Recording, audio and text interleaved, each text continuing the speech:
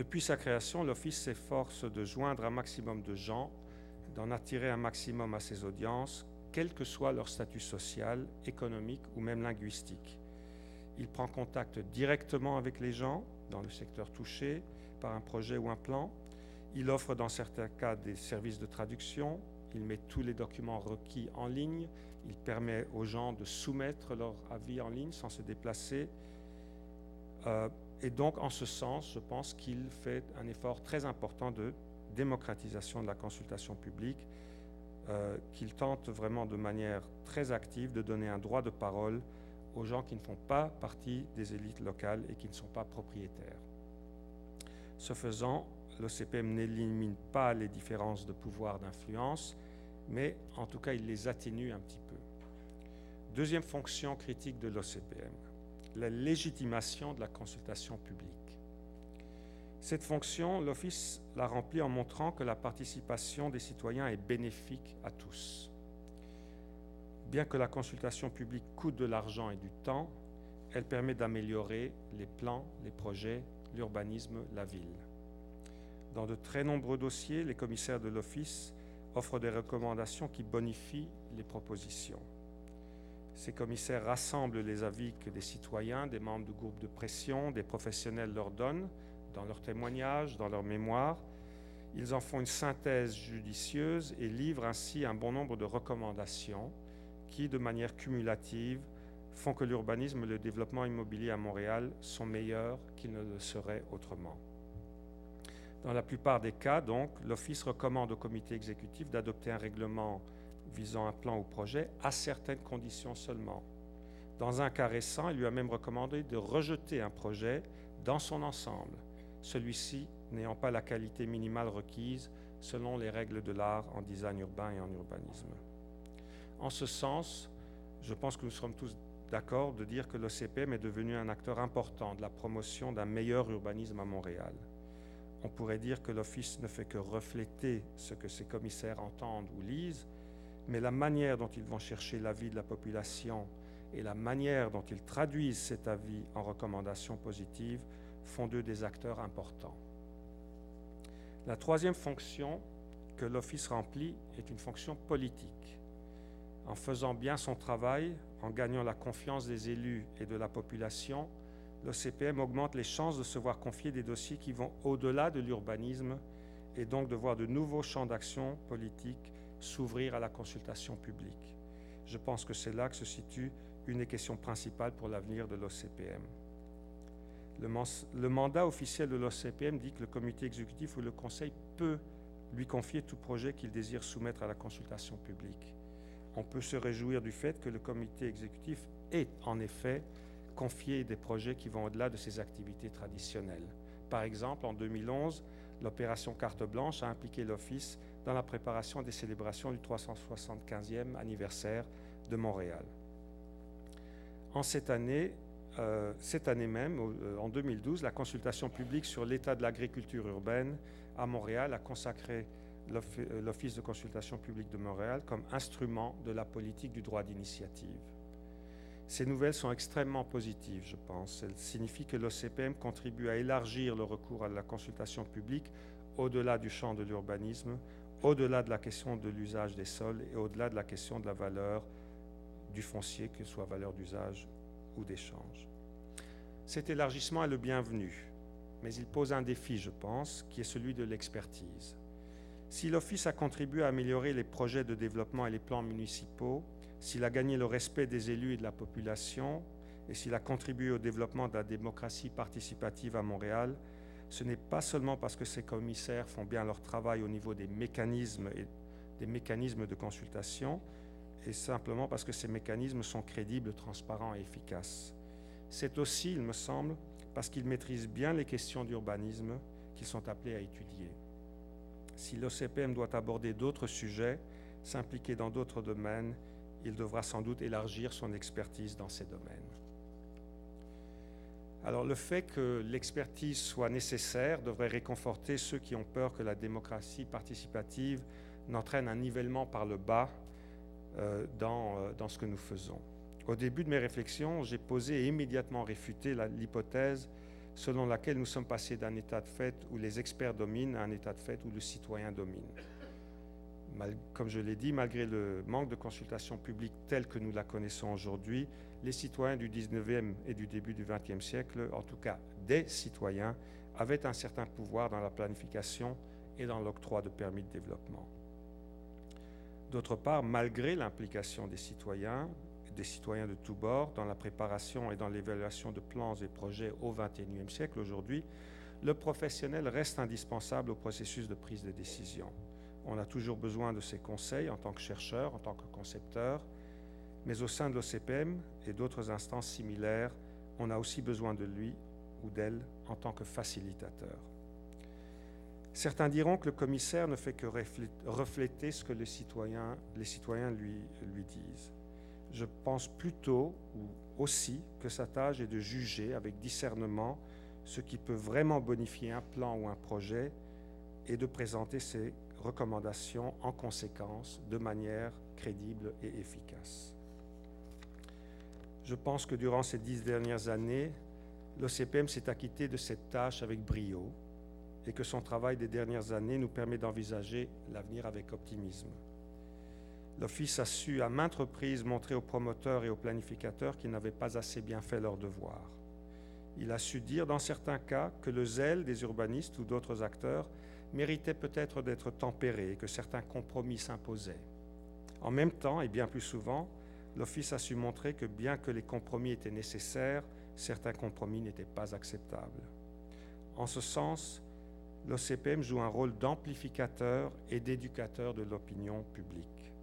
Montréal a besoin d'un urbanisme toujours meilleur et l'Office est un des organismes les plus importants à ce titre. Son avenir passe donc, je le pense, par deux choses: l'élargissement de son domaine d'influence et l'approfondissement de son influence dans le champ spécifique de l'urbanisme. Je lui souhaite bonne chance pour ces deux choses. Merci beaucoup. Merci beaucoup. Merci beaucoup, M. Fischler. Vous allez rester ici avec moi. Bon, écoutez, on a la note de passage. Jusqu'ici, ça va bien. C'était une très belle conférence. Chers amis, on a peut-être une dizaine ou une douzaine de minutes. J'aimerais vous entendre réagir à cette évaluation avec un fond de scène historique qui était bien intéressant. Avez-vous des commentaires? Êtes-vous surpris? Il y a un micro là. Il faut toujours un ou une brave pour ne pas laisser l'animatrice en plan. Hein? Parce que ça a l'air fou. Est-ce que vous êtes sous le coup du choc? Vous êtes comblé déjà? Vous en voulez plus? Oui. Monsieur, allez-y, il faut, étant donné qu'on est en web diffusion, il faut s'adresser au micro et redonner votre nom clairement, même si on vous connaît. Oui. Dimitri Roussopoulos. Deux choses. Un, il faut analyser avec beaucoup plus de rigueur le rapport entre l'Office, les recommandations que l'Office fait après une consultation publique, le pouvoir du comité exécutif. Okay? Ça, c'est quelque chose qui préoccupe les démocrates de cette ville depuis longtemps. Quand le comité exécutif reçoit un rapport avec ses recommandations, they normally cherry pick the recommendations they choose. Moi, j'aime pas ça. Non seulement on fait certains choix et pas d'autres, mais le plus grave dans tout ça est qu'il n'y a aucune justification publique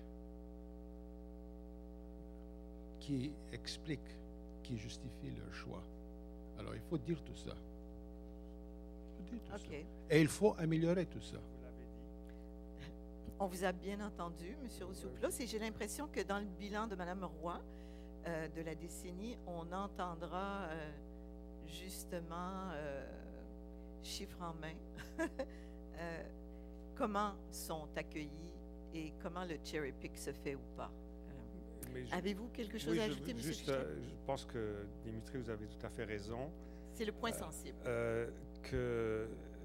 Qu'il serait très utile que les décisions du comité exécutif soient justifiées. Je pense que l'Office et les commissaires, dans leurs avis, passent énormément de temps à justifier, à expliquer. Et je pense qu'un retour serait très utile à ce titre. Par contre, je pense qu'il faut dire aussi que même si sur un projet spécifique, individuel, l'Office, les citoyens n'obtiennent pas gain de cause sur certains points, je pense que de manière cumulative, et c'était un peu l'argument que je voulais présenter, de manière cumulative, l'Office permet aux gens d'être sensibilisés ou en tout cas de formuler des attentes plus élevées en matière d'urbanisme et d'aménagement et d'autres politiques.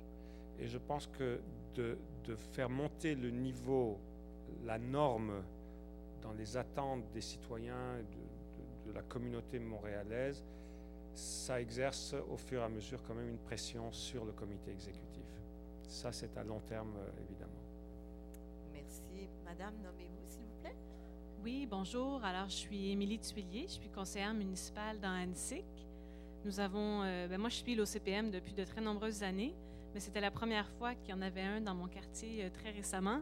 Et pour faire du chemin sur ce que M. Rossopoulos disait, dans notre cas, ça fut assez facile parce qu'il y avait une seule recommandation dans le rapport de l'OCPM, c'est-à-dire faire arrêter le projet et faire un PPU, donc ce qui est le cas en ce moment. Et je voulais souligner une des choses qui a été dite dans la conférence juste maintenant et que moi je trouve tellement important au niveau de l'apport de l'OCPM, c'est-à-dire que ce n'est pas que, et le que, c'est pas pour diminuer, là, mais ce n'est pas que la synthèse de ce que les gens sont venus dire. Et ça, c'est très important et je trouve qu'il faut conserver, peut-être même aller encore plus loin dans cette voie-là. Oui, c'est important de faire la synthèse de ce qui a été dit, de définir peut-être des courants majoritaires dans ce qui a été dit et tout ça, mais le travail de l'Office et récemment dans le cas qui nous concernait, ça a été très bien fait, c'est d'aller plus loin. Des fois, il y a des questions qui émergent pendant la consultation publique par rapport à différents sujets. Là, par exemple, il y avait une question par rapport à est-ce que la densité amène forcément une plus grande criminalité?